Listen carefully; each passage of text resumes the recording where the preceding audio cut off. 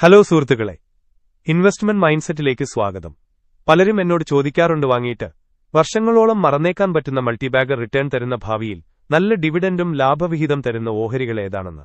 ഉദാഹരണത്തിന് page industries എന്ന company നോക്കാം. 15 വർഷം മുമ്പ് ഈ കമ്പനിയുടെ ഒരു ഓഹരിയുടെ വില 248 രൂപയായിരുന്നു. ഇപ്പോൾ അതിന്റെ വില 47,000 രൂപയാണ്. അതായത് നിങ്ങൾ 1 ലക്ഷം രൂപ നിക്ഷേപിച്ചിരുന്നെങ്കിൽ ഇന്ന് അതിന്റെ മൂല്യം 1.7 കോടി രൂപയാകുമായിരുന്നു. ഇതുപോലെയുള്ള ഓഹരികൾ എങ്ങനെ കണ്ടെത്താം? യൂട്യൂബിൽ പല വീഡിയോകളിലും ആൽഫ ആൻഡ് ബീറ്റ എന്നീ ആശയങ്ങൾ ഉപയോഗിച്ച് ഓഹരികൾ തിരഞ്ഞെടുക്കുന്നത് കണ്ടിട്ടുണ്ട്. ഇന്ന് നമ്മൾ ഈ ബീറ്റ ആശയങ്ങളെക്കുറിച്ചുമൊപ്പം വാല്യൂ ഇൻവെസ്റ്റിംഗ് സ്ട്രാറ്റജിയെക്കുറിച്ചും വിശദമായി സംസാരിക്കാം. വീഡിയോയുടെ രണ്ടാം ഭാഗം വളരെ പ്രധാനമാണത് മിസ് ചെയ്യരുത്. നമുക്ക് തുടങ്ങാം. ആദ്യം നമുക്ക് ബീറ്റ എന്നിവ എന്താണെന്ന് നോക്കാം. MBA ഫിനാൻസ് പഠിക്കുന്നവർക്കും ചാർട്ടേഡ് അക്കൗണ്ടന്റുമാർക്കും ഇത് പരിചിതമായിരിക്കും. മ്യൂച്വൽ ഫണ്ട് മാനേജർമാർ എപ്പോഴും ആൽഫയ്ക്ക് പിന്നാലെയാണ്. എന്താണ് ആൽഫ? നമ്മൾ സ്റ്റോക്ക് മാർക്കറ്റിന്റെ പ്രകടനം വിലയിരുത്താൻ ഉപയോഗിക്കുന്നത് സെൻസെക്സ് അല്ലെങ്കിൽ നിഫ്റ്റിയാണ്. ഇത് മാർക്കറ്റിന്റെ മൊത്തത്തിലുള്ള സൂചികയാണ്. ഒരു ഇൻഡെക്സ് ഫണ്ടിൽ നിക്ഷേപിച്ചാൽ നിങ്ങൾക്ക് നിഫ്റ്റി നൽകുന്ന അതേ റിട്ടേൺ ലഭിക്കും. എന്നാൽ നിങ്ങൾ സ്വന്തമായി ഓഹരികൾ തിരഞ്ഞെടുക്കുമ്പോൾ നിങ്ങളുടെ ലക്ഷ്യം നിഫ്റ്റിയേക്കാൾ കൂടുതൽ റിട്ടേൺ നേടുക എന്നതായിരിക്കണം. അല്ലെങ്കിൽ പിന്നെ കഷ്ടപ്പെട്ട് ഓഹരികൾ തിരഞ്ഞെടുക്കുന്നതിൽ അർത്ഥമില്ലല്ലോ. നിഫ്റ്റിയേക്കാൾ എത്ര അധികം റിട്ടേൺ നിങ്ങൾക്ക് ലഭിക്കുന്നുവോ അതിനെ യാണാൽഫ എന്ന് വിളിക്കുന്നത്. ഉദാഹരണത്തിന്, നിഫ്റ്റി 25% വളർന്നു, നിങ്ങളുടെ ഓഹരി 28% വളർന്നു.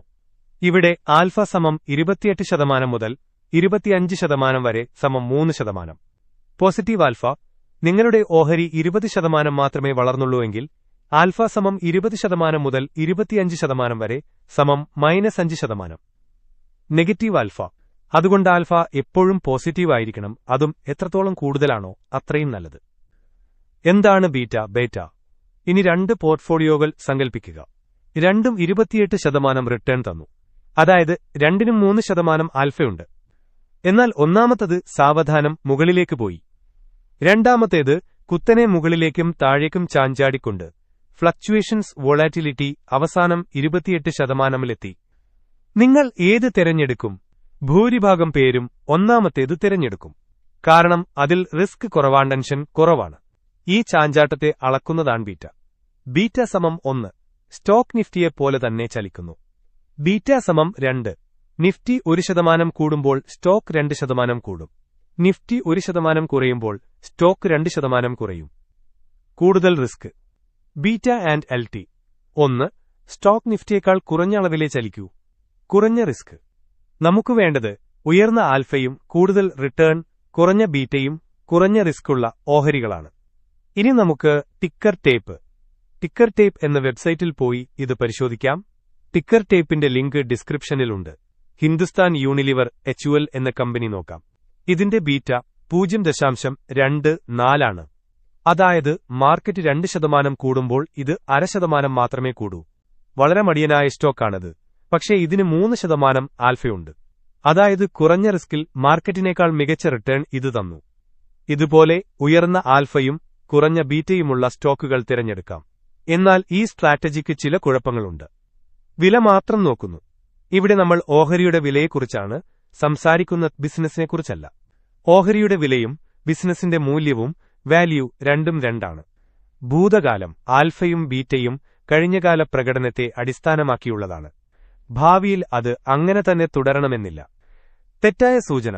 ചിലപ്പോൾ ഒരു സ്റ്റോക്ക് പെട്ടെന്ന് കൂടിയാൽ അതിന് ഉയർന്ന ആൽഫ ലഭിക്കും, പക്ഷേ അത് സുസ്ഥിരമായിരിക്കില്ല. ഉദാഹരണത്തിന് രാജ് റയോൺ പോലുള്ള കമ്പനികൾ. അപകടം. റിസ്ക്. ബീറ്റ എന്നത് ചാഞ്ചാട്ടത്തെയാണ് സൂചിപ്പിക്കുന്നത്. എന്നാൽ യഥാർത്ഥ റിസ്ക് എന്നത് പണം നഷ്ടപ്പെടുന്നതാണ്. Permanent loss of capital. വില കുറയുന്നത് റിസ്ക് അല്ലാതെ അവസരമാണ്. ഈ ബീറ്റ സിദ്ധാന്തം മോഡേൺ പോർട്ട്ഫോളിയോ തിയറി കണ്ടുപിടിച്ചവർക്ക് നോബൽ സമ്മാനം ലഭിച്ചിട്ടുണ്ട്. പക്ഷേ അവർ പോലും പണക്കാരായിട്ടില്ല. അവർ കോളേജ് പ്രൊഫസർമാരായി തുടർന്നു. എന്നാൽ വാറൻ ബഫറ്റിനെപ്പോലെയുള്ളവർ കോടീശ്വരന്മാരായത് ഈ കണക്കുകൾ നോക്കിയല്ല, മറിച്ച് ബിസിനസ്സുകളെ മനസ്സിലാക്കി നിക്ഷേപിച്ചാണ്. യഥാർത്ഥ നിക്ഷേപം എങ്ങനെ ചെയ്യാം? Value investing. വാറൻ ബഫറ്റ് പറയുന്നത് നിക്ഷേപിക്കാൻ സങ്കീർണമായ കണക്കുകൾ ആവശ്യമില്ല എന്നാണ്. നമ്മൾ ചെയ്യേണ്ടത് ഇതാണ്. ബിസിനസ്സിനെ കാണുക. നിങ്ങൾ ഓഹരി വാങ്ങുമ്പോൾ ആ കമ്പനിയുടെ ചെറിയൊരു ഭാഗം ഉടമസ്ഥനാവുകയാണ്. അതുകൊണ്ട് ഒരു ബിസിനസ്സുകാരനെപ്പോലെ ചിന്തിക്കുക. ഭാവി നോക്കുക. അടുത്ത 5 മുതൽ 10 വരെ വർഷത്തിൽ ഈ ബിസിനസ് എവിടെയെത്തും എന്ന് ചിന്തിക്കുക. ഓഹരി വില ഇന്ന് കൂടുന്നോ കുറയുന്നോ എന്നത് നോക്കേണ്ടതില്ല. സാധാരണ ബുദ്ധി, കോമൺ സെൻസ്. നിങ്ങൾ സ്ഥിരമായി ഉപയോഗിക്കുന്ന ഉൽപ്പന്നങ്ങൾ ഏതാണെന്ന് നോക്കുക. വാറൻ ബഫറ്റ് ആപ്പിളിൽ നിക്ഷേപിച്ചത് ആളുകൾ ഐഫോൺ എത്രത്തോളം ഇഷ്ടപ്പെടുന്നു എന്ന് കണ്ടിട്ടാണ്. കൊക്കക്കോളയിൽ നിക്ഷേപിച്ചതും അത് കുടിച്ചിട്ടാണ്. ആൽഫയും ബീറ്റയും നോക്കി നിക്ഷേപിക്കുന്നത് കാസിനോയിൽ ചൂതാട്ടം കളിക്കുന്നത് പോലെയാണ്. എന്നാൽ ബിസിനസിനെ മനസ്സിലാക്കി നിക്ഷേപിക്കുന്നത് യഥാർത്ഥ സമ്പത്തുണ്ടാക്കാൻ സഹായിക്കും. സുഹൃത്തുക്കളെ, ഈ വീഡിയോ നിങ്ങൾക്ക് ഇഷ്ടപ്പെട്ടെങ്കിൽ ലൈക്ക് ചെയ്യുക, ഷെയർ ചെയ്യുക. ചാനൽ സബ്സ്ക്രൈബ് ചെയ്യാൻ മറക്കരുത്. ടിക്കർ ടേപ്പിന്റെയും ഡിമാറ്റ് അക്കൗണ്ടിന്റെയും ലിങ്ക് ഡിസ്ക്രിപ്ഷനിലുണ്ട്. നിങ്ങളുടെ അഭിപ്രായങ്ങൾ കമന്റിൽ അറിയിക്കുക. നന്ദി, ഗുഡ് ബൈ.